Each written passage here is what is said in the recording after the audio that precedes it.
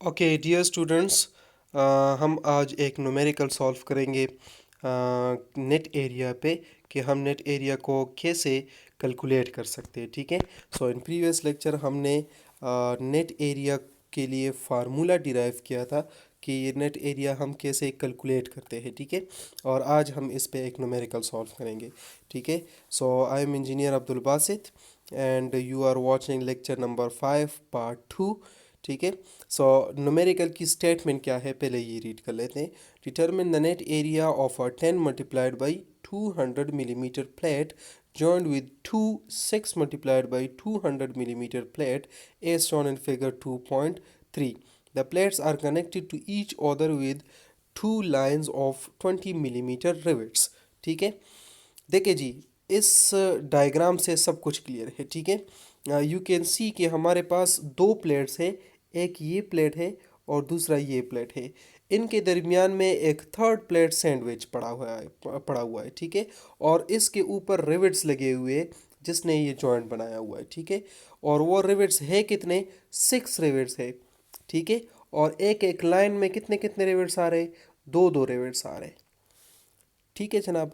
अच्छा, अब हर एक प्लेट की स्पेसिफिकेशन भी गिवन है। ठीक है।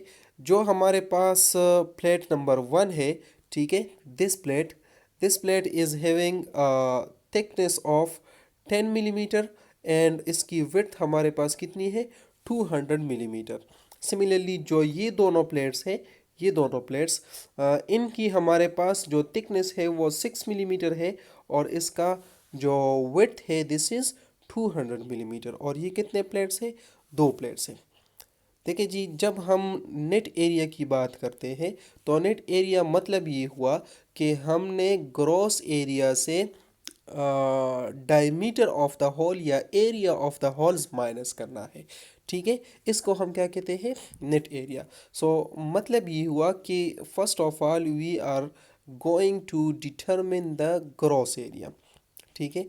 तो ग्रॉस एरिया आपको सिंपल एक तरीका मैं बता दूं कि जो हमारे पास LRFD डिज़ाइन एड है वहाँ से आप ये वाला प्लेट उठा लोगे, ये वाला मेंबर उठा लोगे और उसके सामने जो एरिया गिवन है इन दीज टेबल्स, वही एरिया हम यूज़ करेंगे।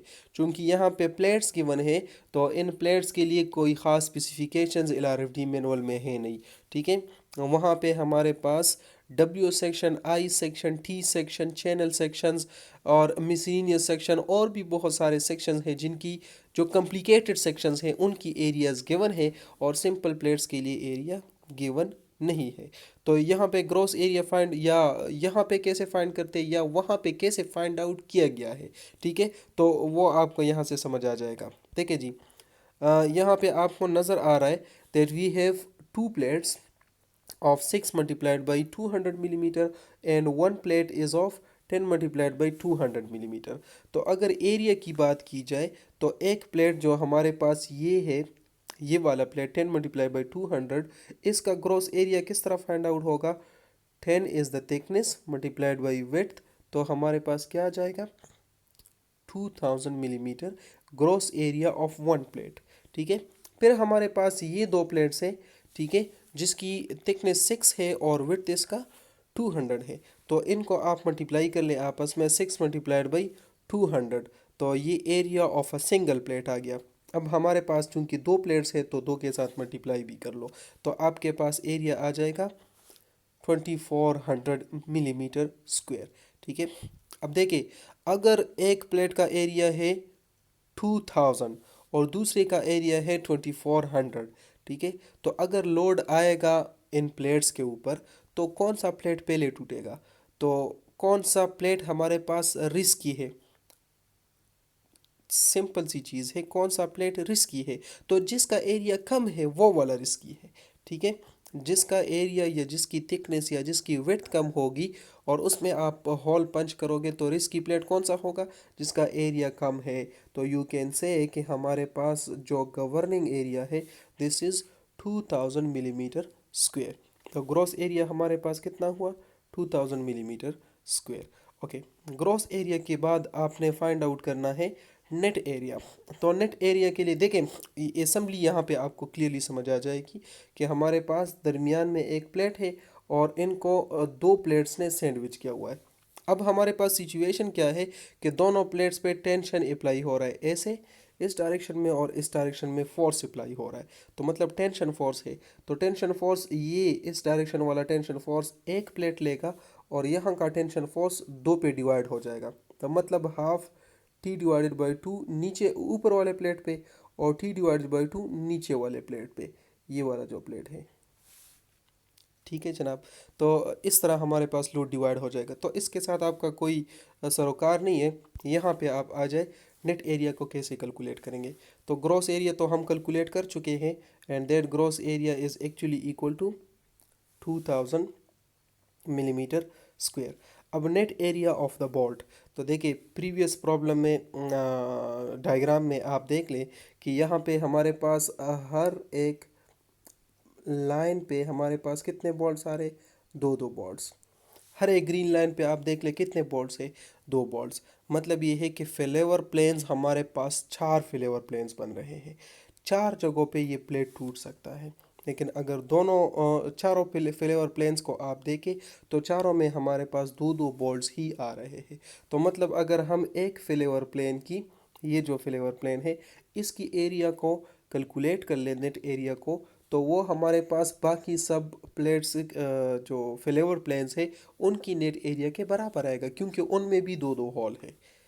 ठीक है जनाब, तो फेलेवर प्लेन चून के हमारे पास जो बॉल्स है वो एक ही लाइन में पड़े हुए और हर एक लाइन में दो दो बॉल्स है, तो इसीलिए हमारे पास सारे फेलेवर प्लेन सेम है। ठीक है, तो नेट एरिया के लिए हमारे पास कितने बॉल्स है, हर एक फेलेवर प्लेन में दो दो। ठीक है, तो एक के लिए आप कैलकुलेट कर लो, दो ब्लॉक बोर्ड्स के लिए, एक फ्लेवर प्लेन के लिए, तो दो बोर्ड्स हमारे पास हो जाएंगे। तो मतलब क्या हुआ कि n will be equal to 2। ठीक है, अब मैंने आपको बता दिया था कि dia of the bolt plus 3 multiplied by thickness, this will give us the hole area that needs to be deducted. तो कितना एरिया डिडक्ट करेंगे, d plus 3 multiplied by t, ये एरिया हम डिडक्ट करेंगे। अब एक बोल्ट का ये एरिया हो गया, तो 2 का कितना होगा, मल्टीप्लाइड बाई n कर लो। ठीक है, अब इसमें पुटिंग कर लो 2000, तो एक ग्रॉस एरिया हो जाएगा। 2 हमारे पास number of the bolts which are 2 in one failure plane and d plus 3, ये ऑलरेडी मैं आपको एक्सप्लेन कर चुका हूँ। This is the dia of the hole for riveted connections and t is the thickness. ठीक है, थिकनेस ऑफ द प्लेट। तो ये थिकनेस ऑफ द प्लेट कहाँ से आया, प्रीवियस स्लाइड में आप देख लें, यहाँ पे ये शो किया गया है that governing area is how much, 2000। तो इस 2000 का थिकनेस कितना है, 10 है। ठीक है जनाब, so thickness of the plate are t will be 10 here, not 6 नहीं होगा, 6 को हम नहीं लेंगे, कौन सा लेंगे, 10 लेंगे, क्योंकि एरिया हमने किस चीज़ का लिया है, इस वाले प्लेट का लिया है। यू कैन सी इट है। ठीक है जनाब, सो यहाँ पे हमारे पास थिकनेस आ जाएगा 10। अब इसको आप कैलकुलेट करोगे, after calculation you will get the answer 1540 millimetre square is the net area. Okay जी, so that's all how can we calculate the net area. ठीक है, in the next tutorial we will talk about if the failover plane is all the failover plane are not the same, if all the failover planes are not the same and we are having different failover planes in different direction, like हमारे पास जो bolts है वो अगर एक ही line में ना हो तो फिर हम कैसे कैलकुलेट करेंगे। सो इसके लिए आप लेक्चर 5 की पार्ट 3 देखेंगे। ठीक है, देयर से